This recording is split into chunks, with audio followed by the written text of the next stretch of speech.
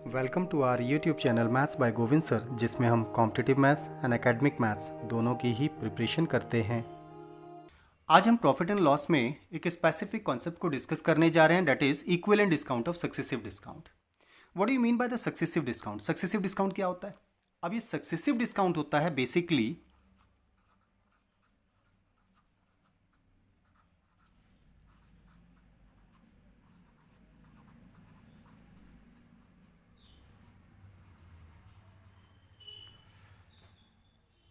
किसी एक specific discount के ऊपर डिस्काउंट मिलना। फॉर एग्जाम्पल, अगर हम बोलते हैं कि किसी ऑब्जेक्ट पर 40% एंड 30% का डिस्काउंट है, तो 40-30 का डिस्काउंट है। व्हाट इट मीन्स, पहले 40% का डिस्काउंट मिला, 40% का डिस्काउंट देने के बाद जो प्राइस रह जाएगा उस पर फिर 30% का डिस्काउंट और दे दिया जाएगा। ओके, तो डेट मीन्स इसे हम सक्सेसिव डिस्काउंट बोलते हैं। फॉर एग्जाम्पल, किसी ऑब्जेक्ट का एमआरपी, किसी ऑब्जेक्ट का एमआरपी हमारे पास है 1000 रुपीज़, क्योंकि डिस्काउंट एमआरपी पर दिया जाता है।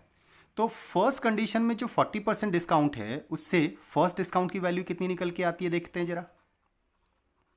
तो डेट इज 1000 रुपीज़ पर 40% का डिस्काउंट मिलेगा, तो 40/100 तो 00, तो डेट मीन्स 400 रुपीज़ का डिस्काउंट मिल जाएगा यहाँ पर। तो जब फर्स्ट डिस्काउंट 400 हम दे देंगे, तो डेट मीन्स प्राइस कितना रह जाएगा? Price after first discount, price after first discount. तो पहले डिस्काउंट के बाद का जो प्राइस है वो कितना रह जाएगा? तो 1000 में से 400 कम हो जाएगा, तो that means that become 600। That is, अब इस 600 रुपीज़ पर सेकंड डिस्काउंट ऑफर किया जाएगा, तो सेकंड डिस्काउंट की वैल्यू कितनी हो जाएगी? तो 600 रुपीज़ पर 30% का सेकंड डिस्काउंट दिया जाएगा, तो 30/100, तो डेट मीन्स 6 3 18, 180 रुपीज़ का डिस्काउंट और दे दिया जाएगा। तो प्राइस आफ्टर सेकंड डिस्काउंट कितना हो जाएगा? प्राइस आफ्टर सेकंड डिस्काउंट, तो सेकंड डिस्काउंट के बाद ऑब्जेक्ट का प्राइस कितना रह जाएगा? तो यहाँ फर्स्ट डिस्काउंट के बाद 600 बचा था, उसमें से 180 और कम हो गया, तो डेट मीन्स अब ऑब्जेक्ट का प्राइस कितना हो गया? That is 420 rupees. इसका मतलब फाइनली ऑब्जेक्ट 420 रुपीज़ में अवेलेबल है। इसे हम सक्सेसिव डिस्काउंट का कॉन्सेप्ट बोलते हैं। तो अब अगर हम देखें तो ओवरऑल डिस्काउंट हमें कितना मिला? ओवरऑल डिस्काउंट हमें कितना मिला? तो जो 1000 रुपीज़ का ऑब्जेक्ट था वो फाइनली 420 रुपीज़ में अवेलेबल है, तो डेट मीन्स इसको माइनस कर देते हैं, तो कितना डिस्काउंट मिला पता चल जाएगा। तो डेट मीन्स 580 रुपीज़ का डिस्काउंट मिला है। और ये डिस्काउंट अगर हम ओवरऑल डिस्काउंट परसेंटेज की बात करें, कितना हो गया? तो डेट मीन्स हमें कितने परसेंट का डिस्काउंट मिला अगर इसको फाइंड करना हो, तो 580 डिवाइडेड बाय MRP इन 200, तो डेट मीन्स फाइनली हमें 000000, डेट मीन्स 58% का डिस्काउंट मिला है। Is it clear? और ये जो 58% का डिस्काउंट है, इसी को हम 40% 30% का इक्विवेलेंट डिस्काउंट बोलते हैं। That is known as equivalent discount of this. Equivalent discount का मतलब होता है इस सक्सेसिव डिस्काउंट के सीक्वेंस को हटाकर अगर हम एक सिंगल डिस्काउंट प्लेस करना चाहें तो वो कितना होगा, उसी को इक्विवेलेंट डिस्काउंट कहा जाता है। अब इक्विवेलेंट डिस्काउंट को फाइंड करने के हमारे पास दो तरीके हैं, दो मेथड्स हैं। That means we can find out equivalent discount by two methods. First method is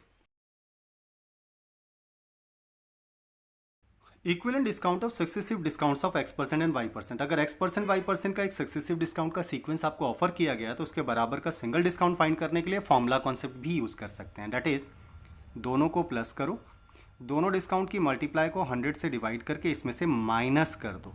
okay, that would be the equivalent discount. Clear? अब इसके अकॉर्डिंग हमें जो क्वेश्चन गिवन था, अगर हम उसका इक्विवेलेंट डिस्काउंट फाइंड करना चाहें तो कितना होगा?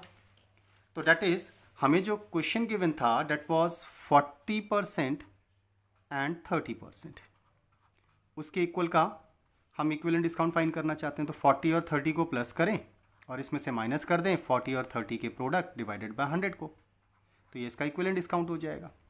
40-30 बिकम 70 में से माइनस करना है 4 3 12, तो 70 में से 12 को माइनस करेंगे तो डेट वुड बी 58%। तो इस तरह से हम 58% के डिस्काउंट की वैल्यू को कैलकुलेट कर सकते हैं।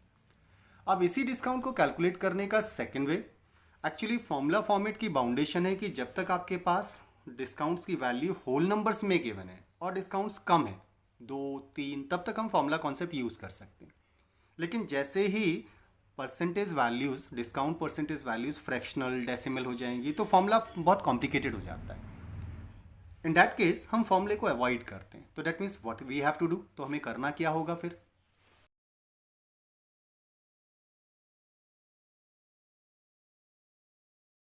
अगर हम 40% एंड 30% का इक्विवेलेंट डिस्काउंट फाइंड करना चाहते हैं तो हमारे पास सेकंड मेथड है कि हम 40% को अगर फ्रैक्शन में कन्वर्ट करें तो 40% की value in terms of fraction होती है 40/100, सिंप्लीफाई करेंगे 2/5 हो जाएगा। 30% की वैल्यू 3/10 हो जाएगी। ओके, जो भी परसेंटेज की वैल्यूज गिवन है डिस्काउंट्स की उन्हें फ्रैक्शन में कन्वर्ट कर लिया सिंपलेस्ट फ्रैक्शन में। इसमें डिनोमिनेटर की वैल्यू MRP को डिनोट करेगी क्योंकि डिस्काउंट MRP पर दिया जाता है, और न्यूमरेटर की वैल्यू डिस्काउंट को डिनोट करेगी। ओके, तब यहाँ से हम दो वैल्यूज आइडेंटिफाई करेंगे MRP एंड सेलिंग प्राइस।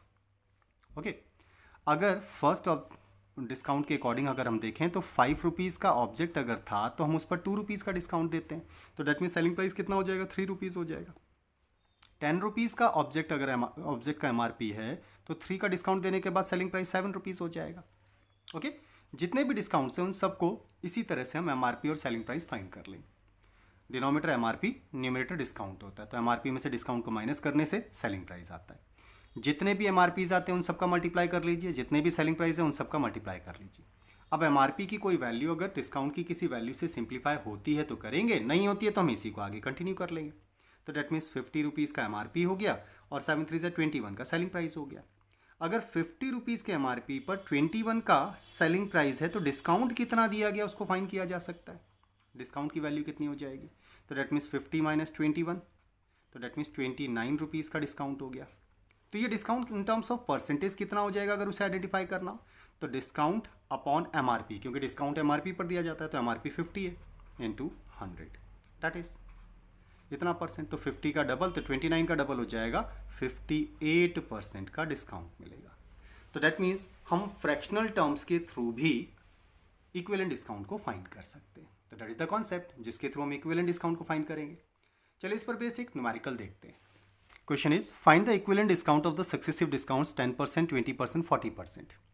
अब 10% को फ्रैक्शन के टर्म्स में अगर हम लिखेंगे तो 1/10 लिख सकते हैं, 20% होता है 1/5 एंड 40% हो जाएगा 2/5। Okay, these are the discounts values as we have discussed कि डिनोमिनेटर की वैल्यू MRP होगी और न्यूमरेटर की वैल्यू डिस्काउंट की वैल्यूज हो जाएगी। Okay, that is discount. तो यहाँ से हमें दो वैल्यूज आइडेंटिफाई करनी है, MRP एंड सेलिंग प्राइस। अगर फर्स्ट डिस्काउंट के अकॉर्डिंग देखें तो 10 रुपीज़ के MRP पर 1 डिस्काउंट देने का मतलब 9 रुपीज़ में सेल करेंगे। सेकंड डिस्काउंट के अकॉर्डिंग देखें तो 5 रुपीज़ के MRP वाले ऑब्जेक्ट को अगर 1 रुपीज़ का डिस्काउंट देंगे तो 4 रुपीज़ में सेल करेंगे। थर्ड को देखें तो 5 रुपीज़ की MRP वाले ऑब्जेक्ट को 2 रुपीज़ का डिस्काउंट देने पर 3 में सेल करेंगे। ओके, तो टोटल MRP कितना हो जाएगा, इन सब का multiply, total selling price in सब का मल्टीप्लाई। अगर MRP की कोई वैल्यू सेलिंग प्राइस की किसी वैल्यू से सिंप्लीफाई होती है तो हम कर लेते हैं simplify. How, for example 10 and 4 दोनों डिवाइड हो रहे हैं 2 से, तो कर देते हैं 2 5 जा एंड 2 2 जा। बाकी कोई वैल्यू सिंप्लीफाई नहीं हो रही तो फिर अब क्या करना है, अब जितने भी MRP की वैल्यूज़ हैं उन सब की आपस में मल्टीप्लाई कर देंगे। तो फाइनल MRP हमारे पास कितना हो गया 125 एंड फाइनल सेलिंग प्राइस कितना हो जाएगा 9 2 जा 18, 18 3 जा 54। तो डेट मीन्स इस पूरी कंडीशन में हम 125 रुपीज़ के ऑब्जेक्ट को 54 में सेल कर रहे हैं। Is it clear? तो डेट मीन्स इसे फाइनली जब हम सॉल्व करेंगे तो 125 रुपीज़ के ऑब्जेक्ट को 54 में सेल करने का मतलब डिस्काउंट कितना दिया गया है, तो 125 माइनस 54 इतना डिस्काउंट दिया गया है। तो that means finally 1 and 12 7 71 rupees का डिस्काउंट दिया गया है। That is the discount. तो ये डिस्काउंट परसेंटेज कितना हो गया उसको आइडेंटिफाई कर लेते हैं। तो डिस्काउंट परसेंट की वैल्यू होती है डिस्काउंट अपॉन MRP जो कि 125 है into 100, that is the discount percent. तो 25 से 4 टाइम्स एंड 25 से 25 5 जा एंड 25 4 जा, दैट इज 4 1 जा 4, 4 7 जा 28 डिवाइडेड बाय 5 हो जाएगा। 5 से डिवाइड बहुत इजी होता है, अगर आप इसको 2 से मल्टीप्लाई न्यूमरेटर एंड डिनोमिनेटर में कर दें तो इजीली आप डिवाइड कर पाएंगे।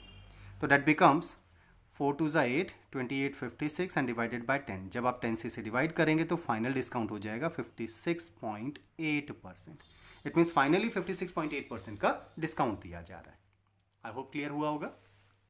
लेक्चर में एक्सप्लेन किया गया कॉन्सेप्ट अगर क्लियर हुआ हो तो हमारे चैनल को सब्सक्राइब, लाइक एंड शेयर जरूर करें। साथ ही बेल आइकन को भी प्रेस करें जिससे आने वाले वीडियोस का नोटिफिकेशन आपको तुरंत मिल पाए। Thank you.